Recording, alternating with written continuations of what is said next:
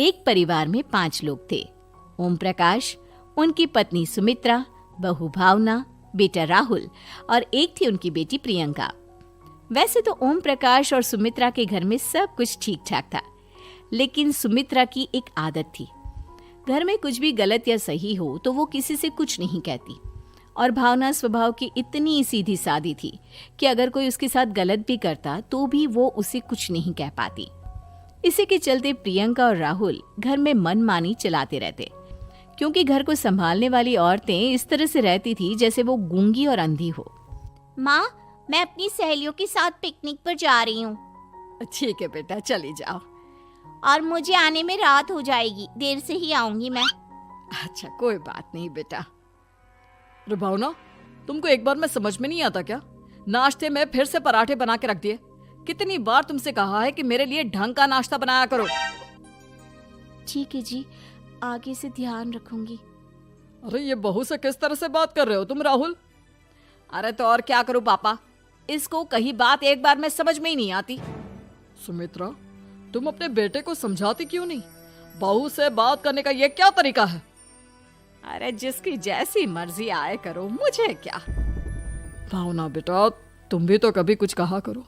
इस तरह क्यों सबकी बातें सुनती रहती हो? कोई बात नहीं पापा जी, सब ठीक है। रात को काफी देर तक प्रियंका घर नहीं आती, और जब वापस लौट कर आती है तो एक लड़की के साथ बाइक पर बैठकर। सुमित्रा और भावना दोनों ही प्रियंका को लड़की के साथ देख लेते हैं। आज तो जोर से डांट पड़ने वाली है, लेकिन मैं डर क्यों रही हूँ? माँ तो सब कुछ देखकर भी अंधी बनी रहती है। और रही बात भाभी की, वो किसी को कुछ नहीं बताने वाली। कहने को भगवान ने आवाज दी है, लेकिन गूंगी है गूंगी। अरे प्रियंका बेटा, इतनी रात को कॉलेज से लौट कर आ रही हो? कहाँ गई थी तुम? पापा, वो सहेली के घर पर थी, पढ़ाई करने के लिए रुक गई थी।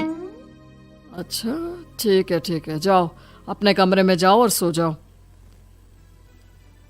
सुमित्रा ने अपनी बेटी को एक लड़की के साथ इतनी रात को आते देखकर भी उससे कुछ नहीं कहा, और भावना ने भी इस बारे में किसी से कोई बात नहीं की। कुछ दिनों के बाद मामा जी का फोन आया था।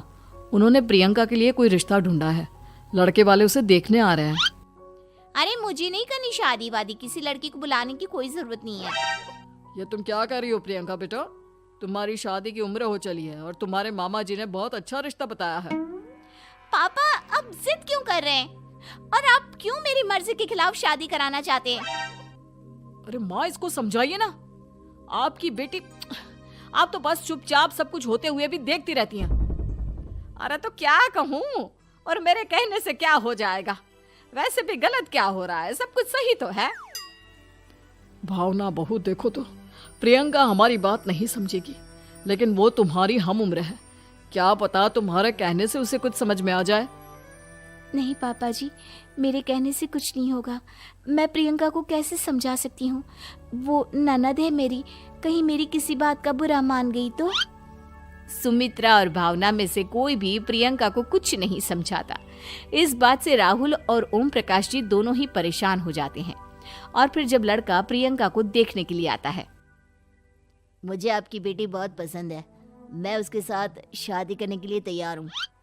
देखो, मुझे तुमसे शादी नहीं करनी, और ये बात जितनी जल्दी समझ में आ जाए अच्छा रहेगा। अरे तो फिर आप लोगों ने मुझे यहाँ बुलाया ही क्यों? माफ कर दो बेटा, वो हमारी बेटी जरा गुस्से में है। हम उसे समझाने की कोशिश करते हैं। हाँ, देखिए आप नाराज मत होइए, वो तो उसने बस ऐसे ही कह दिया होगा। अरे कोई ऐसे ही कुछ कहता है क्या? और ये आपकी पत्नी और माँ, ये दोनों इस तरह चुपचाप क्यों बैठे हैं, जैसे इस घर के मेंबर ही ना हो? आपके घर में सब कुछ ठीक तो है ना? अरे सब कुछ ठीक है बेटा। सुमित्रा, समझाओ ना अपनी बेटी को। अरे क्या समझाऊं, क्या होगा समझाने से? सब ठीक ही तो हो रहा है, गलत क्या हो रहा है? भावना, प्रियंका को अंदर लेकर जाओ और उससे समझाओ कि कितना अच्छा रिश्ता है। इतना अच्छा लड़का है, इस तरह से बिहेव ना करे। नहीं जी, मैं किसी से कुछ नहीं कह सकती जी। अरे अजीब परिवार है, मुझे तो यहाँ से निकलना पड़ेगा। इस तरह से तो आपकी बेटी की शादी किसी से नहीं हो सकती। जिसके घर की औरतें गूंगी और अंधी बनकर बैठ जाए, उस घर का कुछ नहीं हो सकता। ओम प्रकाश और राहुल सुमित्रा और भावना की हरकतों की वजह से बहुत परेशान हो जाते हैं। एक दिन वो दोनों आपस में बात करते हैं। पापा, समझ में नहीं आता कि भावना और माँ को कैसे समझाया जाए। सही कहते हो बेटा, तुम और मैं काम के सिलसिले में सारा दिन घर के बाहर रहते हैं और घर की दोनों औरतें जिन्हें सारा घर संभालना चाहिए गूंगी और अंधी बनकर बैठी हैं। पापा, आप ही बताइए इसका क्या उपाय है।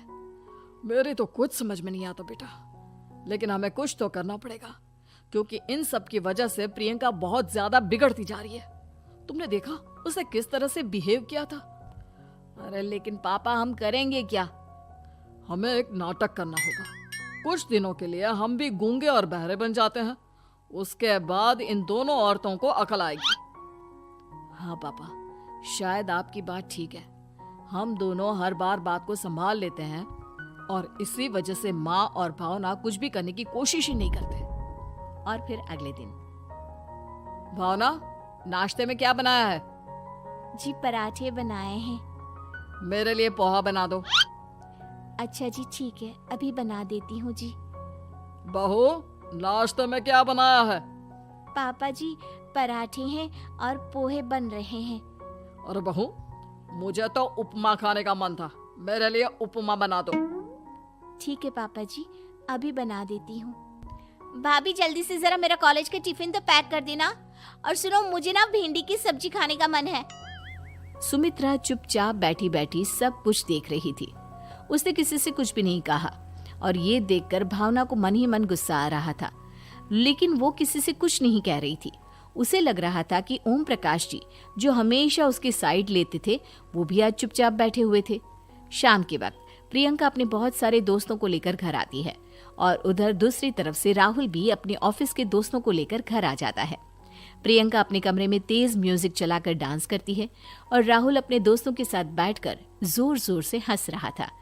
प्रियंका और राहुल मिलकर पूरे घर को अस्त व्यस्त कर देते हैं, लेकिन भावना उनसे कोई शिकायत नहीं करती और सुमित्रा जी भी चुपचाप बैठी रहती है। लेकिन भावना और सुमित्रा के अंदर का गुस्सा धीरे धीरे बढ़ रहा था। फिर रात को ओम प्रकाश और राहुल एक दूसरे से बातें करते हैं।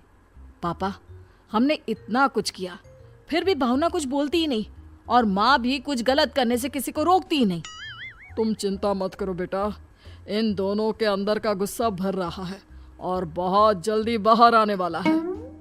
अगले दिन, अरे बहू, ये कपड़े धुले हैं या गंदे हैं? पापा जी, कपड़े तो मैंने धोकर ही आपकी अलमारी में रखे थे।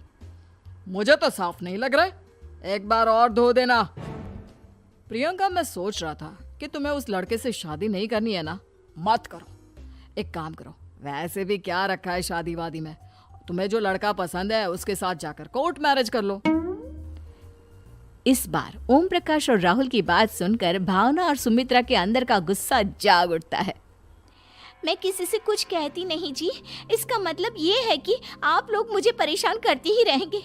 कल 4 बार मुझसे नाश्ता बनवाया, आज पापा जी मुझसे धुले हुए कपड़ों को बार बार धुलवा रहे हैं। अरे मैं इंसान हूँ जी, कोई मशीन नहीं हूँ। तुम दोनों ने मिलकर इस घर की कैसी हालत बना दी है और अपनी बहन को भागकर शादी करने के लिए कह रहे हो। तुम भाई हो या दुश्मन? ओम प्रकाश और राहुल जोर जोर से हंसने लगते हैं। अरे इसमें हंसने की क्या बात है? हम लोग यहाँ इतने परेशान हो रहे हैं जी, तुम लोगों को ऐसी हरकत करने के बाद भी हंसी आ रही है। ये क्या कर रहे हैं जी आप दोनों? यही तो हम चाहते थे कि सुमित्रा, तुम अंधी होकर ना बैठी रहो। घर में कुछ भी गलत हो तो उसे रोकने की कोशिश करो। और भावना, तुम अपने साथ हो रहे गलत व्यवहार पर भी कभी मुंह नहीं खोलती। ये सही बात नहीं है।